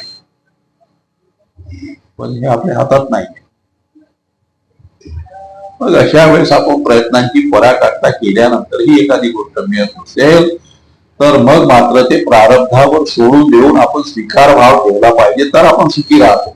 नाहीतर नुसतं दुःखी राहिलं तर ती जी सावरली आई आणि ती आईलाही तिनं धीर दिला आणि नंतर मग ती शिलाईचं करून हे असं सगळं तिचं लग्न सुद्धा पार पडेपर्यंत ते पैसे गोळा केले, किंवा तसा तो तिच्या सालसपणानं किंवा तिच्या नीतिमत्तेनं वागता वागता एक चांगला सालस असा पोरगा चालत आला आणि मग त्यानं ते लग्न केलं आणि ती करू शकली. ह्या सगळ्या गोष्टी ज्या आहेत, मग पुरुषार्थ आपण करायलाच नाही पाहिजे का? प्रयत्नांची पराकाष्ठा होईपर्यंत पुरुषार्थ हा करायलाच पाहिजे. समजा जर आपल्या प्रारब्धानुसार आपल्याला नोकरी मिळाली, पगार चालू झाला, पण ते पैसे कसे वापरायचे, त्याचा विनियोग कसा करायचा, दारूमध्ये खर्च करायचे का आपल्या प्रपंचामध्ये चांगल्या चांगल्या गोष्टींची खरेदी करण्यासाठी लागायचं, हा पुरुषार्थ आहे. तुम्ही जर त्या पुरुषार्थाला जर मानलं नाही आणि आपल्या मनाप्रमाणे जर काहीतरी करण्याचा प्रयत्न केला तर एवढी नोकरी लागून आणि इतका पगार मिळूनही तुम्ही निष्कांतेनच राहता, गरीब राहता आणि तुम्ही भिकारी बनता, वाईट संगतीनं जर गेलो तर. आणि पुरुषार्थ करून जर समजा जर तुम्ही त्या व्यक्तीचा किंवा त्या पैशाचा योग्य असा विनियोग केला, त्याला योग्य ठिकाणी ठेवलं, गुंतवणूक शेअरमध्ये किंवा आणखी बँकेमध्ये अशी काही केली किंवा डिपॉझिटमध्ये की ज्याचे पैसे वाढतील, डबल होतील, एखाद्या धंद्यात टाकले, कशात टाकले आणि त्याच्यानंतर तो जर केला, तसंच त्याच नोकरीचं प्रमोशन जर तुम्हाला मिळवायचं आहे तर तो आता तुमचं प्रारब्ध आहे म्हणून असंच चाललं येईल का? तर तुम्हाला तसं तुमच्या वागण्यामध्ये साधता पाहिजे. तुम्ही त्या ऑफिसरचं म्हणणं मानलं पाहिजे, काम इमाने इकबारे केलं पाहिजे. नाहीतर आता आपण बघतोच आहे सगळं गव्हर्नमेंटचं खाजगीकरण होऊन राहिलं. किती तास आता 12-12 तास करतो. सरकारी नोकरी आपली असली तर 5ही तास इमानदारीने आपण खुर्चीवर बसत नाही. आणि आता बोलतो की आपण 12 तास आपल्याला काम करणार. तर हे जे प्रमोशन मिळवायचं आहे, हे मिळवायचं आहे, हा पुरुषार्थ झाला. नोकरी टिकून राहणं, साहेबाबरोबरचे संबंध चांगले असणं, हा पुरुषार्थ झाला. त्या पुरुषार्थाची जोड म्हणजे मग आपण असं म्हणू की प्रारब्ध आणि पुरुषार्थ ह्या एकाच नाण्याच्या दोन बाजू आहेत. एकच नाणं आहे पण त्याच्या दोन बाजू आहेत. प्रारब्धही पाहिजे आणि त्याच्या जोडीला पुरुषार्थही पाहिजे तर तुम्ही सुखी होता. नुसतं दोन पैकी कुठलंही एक जर असलं तर सुखी होणार नाही. आता आपण दुसऱ्या प्रश्नाकडे येऊ. तो दुसरा प्रश्न होता की आपण समाजामध्ये पाहताना असं दिसते आपल्याला, अरे सगळं इतकं सगळं अवैध मार्गाने काम करतो, तो किती सुखी, त्याच्याकडे 4 गाड्या आहे, हे आहे ते आहे, आणि मी मात्र सारा इतक्या खस्ता खातो, सगळ्या सरळ मार्गावरून चालतो, तर मी मात्र गरीब आहे. त्याचं एक उदाहरण देतो. ते उदाहरण जर तुम्ही ऐकल्याबरोबरच तुम्हाला मला काय पुढे सांगायचं हे सांगण्याची शब्दरचना करण्याची गरजच नाही. तुम्ही त्या उदाहरणानं समजून घ्या. पूर्वीच्या काळामध्ये तुमच्याकडे काय म्हणतात माहित नाही, बळद म्हणतात का त्याला. एक बखारी असते, त्याच्यामध्ये आपण धान्य ठेवतो.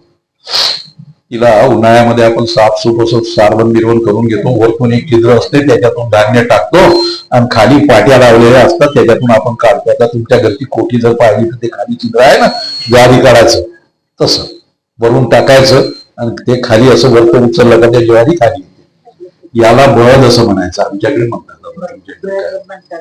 बळद आहे ना, म्हणजे लक्षात आला मला शब्द तो म्हणायचा. तर तुम्हाला ते समजावून सांगितलं तुमच्याकडे काय म्हणतात. तर अशी त्या बखेरीमध्ये किंवा त्या बळदामध्ये धान्य आहे. आज तुम्ही शेती केली आणि तुमच्या शेतामध्ये 10 क्विंटल गहू पिकला. आता ते सगळं तुम्ही घरी आणल्यानंतर त्या बळदामध्ये वरच्या छिद्रातून ओतलं, राहिलं. मध्यंतरी दुष्काळ आला, काही आलं, पीक नाही झालं, 1 वर्ष असंच गेलं, तरी तुम्ही ते गहू 10 क्विंटल मधले काढत होते त्या पाट्यातून आणि खात होते. ठीक आहे. आता 3रं वर्ष आलं, दुष्काळाच्या नंतरचा 2रं वर्ष, आणि त्यामध्ये तुम्ही नाचणी किंवा बाजरी पिकवली आणि तीही तुम्हाला 10-15 क्विंटल झाली. आता तुमच्याकडे ठेवायला जागा नसल्यामुळे तुम्ही काय करता की त्या बळदामध्येच वरतून ते ओतून देता, टाकलं की तिथे. आता या वर्षीच्या गोष्टीमध्ये तुम्हाला ते नाचणी किंवा बाजरी खायला यायला पाहिजे होती यावर्षी जर ते पिकलं तर. पण तुमचं प्रारब्ध किंवा तुमचं संचित किंवा तुमचं पूर्वपुण्य एवढं मोठं होतं की तो गहू जो होता तो 10 क्विंटल 3ऱ्याही वर्षी ते जर धाकण उघडलं तर तो गहूच तुम्हाला येऊन राहिला. आला का लक्षात दृष्टांत. आणि त्याच्या 4थ्या वर्षी परत आणखी गहू झाला आणि तोही तितक्या प्रमाणात झाल्यानंतर त्या बळदामध्ये वरतून गहू टाकला.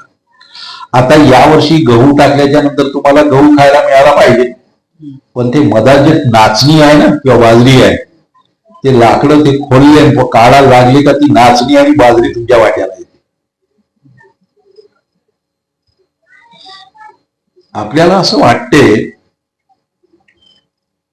का आपण इतकं कर्म केलं, चांगलं केलं, हे काऊन मग आपण ते जसा आता तुम्ही प्रश्न केला का बा हा करते, त्यानं मागच्या जन्मीमध्ये त्या बँकेमध्ये जसं त्या दिवशी विड्रॉलसाठी मी सांगितलेलं होतं ना, पैसे देऊन ठेवलेले होते म्हणून तो तुम्ही चेक किती लिहिला तरी पास होते, तशासारखं त्याचं जे पूर्वपुण्य आहे म्हणून त्या पूर्वपुण्याच्या भरोश्यावर तुम्हाला ते मिळते आहे. परंतु आज जे तुम्ही केलेलं आहे त्याचं केव्हा तरी वाट्याला येणार आहे आणि याची निश्चित खात्री बाळगा. तुम्हाला फक्त असं वाटते अरे तो तर इतका हे करतो, सगळे नंबर 2चे कामं, पण त्याचं सगळं चांगलं होत आहे, आणि म्हणून मग आपणही निराश व्हायचं आणि त्याच्यासारखंच नंबर 2चे कामं करायला लागले तर आपल्याही वाट्याला तितकं दुःख येणार आहे, लक्षात ठेवा. आणि त्याच्यासाठी फक्त धीर धरा. एक दिवस त्याही माणसाची गती तशीच होणार आहे जे ते दिसते आहे ते. याच्यातही एक दुसराही दृष्टांत आहे, खूप छान आहे तो बी. आता हे याच्यावरून लक्षात आलंच असेल तुम्हाला. एक न्यायाधीश राहतो आणि तो स्टेशन जज असतो.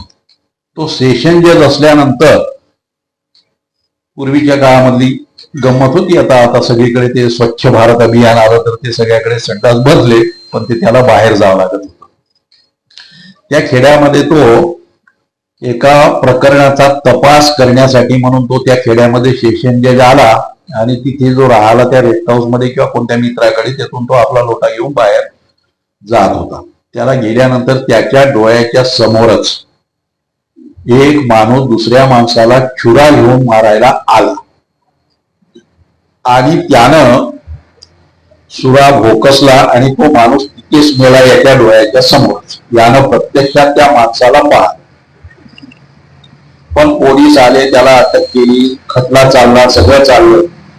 आणि साक्ष पुरावे असे मजबूत होते की त्या सुरा मारणाऱ्या माणसाला 10 वर्षाची शिक्षा होईल असे पुरावे असल्यामुळे त्या न्यायाधीशानं त्याला 10 वर्षाच्या शिक्षेची तरतूद केली. पण ते आता ऑर्डर लिहिण्याच्या आधी त्याला आपल्या केबिन मध्ये बोलावलं.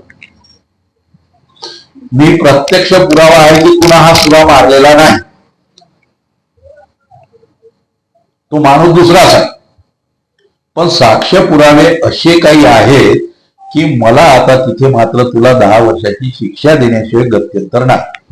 मी काय करायला पाहिजे? पण माझ्या मनामध्ये असा प्रश्न निर्माण झालेला आहे का मी प्रत्यक्षात जज आहे, पाहिलं माझ्या डोळ्यानं का बा तो जो व्यक्ती आहे तो व्यक्ती तू नाही आहे हे मला पक्क माहित आहे. पण साक्ष पुरावे सगळे पोलिसांनी गोळा केलेले आणि त्याचे जे साक्षीदार तपासलेले आले त्या सगळ्यांनी कबूल केलेला आहे की बा आणि तुझ्याच विरोधामध्ये जाते, त्यामुळे काही नाही. तर अशी पाळी तुझ्यावर का यावी याचं मी तुला त्याचं विचारतो म्हणून त्याला केबिन मध्ये त्याला बोलावून विचारतो. आता मात्र इमानदारीनं सांग, इथे काही मी शिक्षा आणि त्याच्यातून तू काही शिक्षेतून आता वाटत नाही, पण मला इमानदारीने सांग का असं काय झालं. तर तो सांगतो का मी 10 वर्षापूर्वी एक खून केलेला होता आणि त्यावेळी माझ्याजवळ एवढे पैसे आणि श्रीमंती आणि सत्ता होती की मी सगळेच्या सगळे पुरावे माझ्या बाजूने करून मी निर्दोष सुटलो. आपल्याला या उदाहरणामध्ये आता ते दिसते इतकं का होते, निर्दोष आहेत असं वाटते. पण मी आता सांगितलं कर्माचा सिद्धांत का असं एकही कर्म नाही की त्याचं फळ भेटणार नाही, फक्त वेळ होईल एवढंच. पण तो तसा सांगतो. मग त्या जज म्हणतात की बा आता काय झालं, असं आहे, पण आता माझी आर्थिक परिस्थिती अशी आहे का हे जे सगळेच्या सगळे पुरावे आहेत त्यांना मी आता तोंड भरण्यासाठी मला एकही पैसा देता येत नाही. त्यावेळेस माझा माज आणि माझी सत्ता आणि माझे पैसे इतके जोरदार होते की त्या भरोश्यावर मी पुरावे बदलवू शकत होतो आणि आज मात्र मला पुरावा बदलवता येत नाही. त्यामुळे मी प्रत्यक्षात आता जरी खून केला नाही तरीही मला फाशीच्या शिक्षेवर जावं लागेल. मग याच्यासाठी त्यानं ते पाहिलं, कारण ते जज थोडा धार्मिक वृत्तीचा होता आणि कर्मसिद्धांताला मानणारा होता. मी प्रत्यक्षात साक्षीदार आहे याचा, यानं तर मी याचं काही झालेलं नाही, यानं तर खून केलेला नाही, पण याला शिक्षा का होते. म्हणून मग तो त्याला विचारतो तेव्हा तो सांगतो की मी 10 वर्षापूर्वी हे असंच केलेलं होतं. तोपर्यंत त्याची आर्थिक स्थिती होती चांगली, तोपर्यंत 10 वर्षापर्यंत त्यानं मजा भोगली. आता ते कर्म फल देण्यायोग्य झालं आणि ते झाल्यानंतर ते वाट पाहतच, पाप नेहमी आड्यावर बोंबलत असते असं म्हणतात, ते वाटच पाहत होतं. आणि याची आर्थिक परिस्थिती जशीही कमजोर झाली आणि त्याला त्याची सत्ता गेली त्यावेळेस मग मात्र त्याला साक्ष पुरावे बदलता आले नाही आणि जो खून त्यानं केला नाही त्या खुनामध्ये त्याला फाशी होता. म्हणजे कर्म हे सुटत नाही, वाट पाहत राहत. म्हणून आपल्याला असं वाटते की बा अरे तो तर त्याचं असं होणार आहे, तसं होणार आहे, तसं होते, आणि आम्ही इतकं सगळं करतो तर आमच्या वाट्याला का असं येते? नाही, ते देर सवे येईल, त्या बळदातल्या धान्यासारखं ते सुद्धा येणार आहे. तुमचं ते पूर्व प्रारब्ध संचित जे आहे त्याच्यामुळे ते तुम्हाला दिसते आहे की तिच्याकडे. त्याच्यानंतरचा आणखी दुसराही विरोधाभास मी त्या दिवशी त्यांच्याकडे सांगितला होता, पण आताही सांगतो, दुसराही विरोधाभास त्याच्यामध्ये आहे का आपण ज्या निकषांच्या द्वारे त्याच्या श्रीमंतीचं जे मोजमाप करतो तसं नसते. त्यांच्या घरी जाऊन पहा प्रत्यक्षात, म्हणजे ती किती दुःखी आहे तुम्हाला दिसेल. अशा दुःखी माणसाच्याच घरी हॉल नसलेले पोरं, उन्हाळ्याचे पोरं, आईबापांचं न मानणारे पोरं, पैशाची उधळपट्टी करणारे, आईबापाला शिव्या देणारे, वृद्धाश्रमात टाकणारे, तसं जर काही केलं तर तेव्हा कुठे गेला होता तुझा राजा सुद्धा असा प्रश्न विचारणारे असे सगळे तयार होतात. तर आपण इथे देऊया कर्म सिद्धांत संपेल. उद्यापासून आपण हे दोन्ही कर्मावरचे सगळे, आणि तो सिद्धांत लक्षात आला तुमच्या, त्यामुळे आता आपण कर्म कसं करायचं, काय करायचं, स्वातंत्र्य दिलेलं आहे, पण दुसऱ्याकडे बोट ठेवलं का 3 आपल्याकडे येतात. समोरची उंगली जर समोर केली तर, त्यामुळे मग त्या कर्माला कशी कलाटणी द्यायची, मग आपण त्या आता भक्तीच्या मार्गावर आणि याच्यावर उद्या लागेल तर आपण त्याच्यामध्ये प्रवेश करू. आणि मी ते समजावून सांगेल तुम्हाला की मग याच्यामध्ये कर्म, भक्ती आणि ज्ञान या 3 गोष्टी ज्या गीतेमध्ये 6 अध्यायामध्ये सांगितलेल्या, पहिल्या 1 ते 6 कर्मयोग आहे, 7 ते 12 हा भक्तियोग आहे, आणि 13 ते 18 हा 6 अध्यायाचा ज्ञान योग आहे. त्या ज्ञान योगांच्या द्वारे आणि एक चांगला मस्त छान पैकी एक दृष्टांत देऊन मी तुम्हाला ती गोष्ट समजावत आहे. उद्याला आपण त्याच्यामध्ये प्रवेश करू. आज आपण आता इथेच विराम देऊया आणि आरती होईल आता. ओम पूर्णमद पूर्णमिदं पूर्णात् पूर्णमुदच्यते पूर्णस्य पूर्णमादाय पूर्णमेवावशिष्यते. ओम शांती शांती शांती.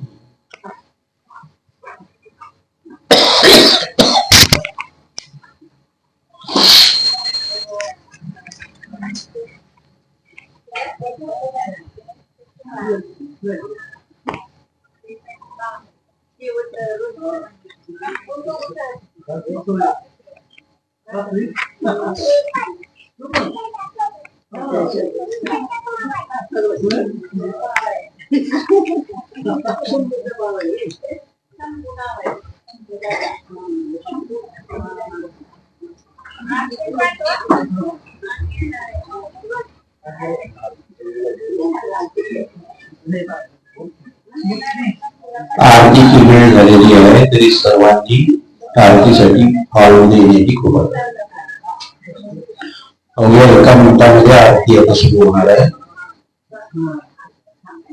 तरी आरतीसाठी सर्वांनी कृपया मंडपात या.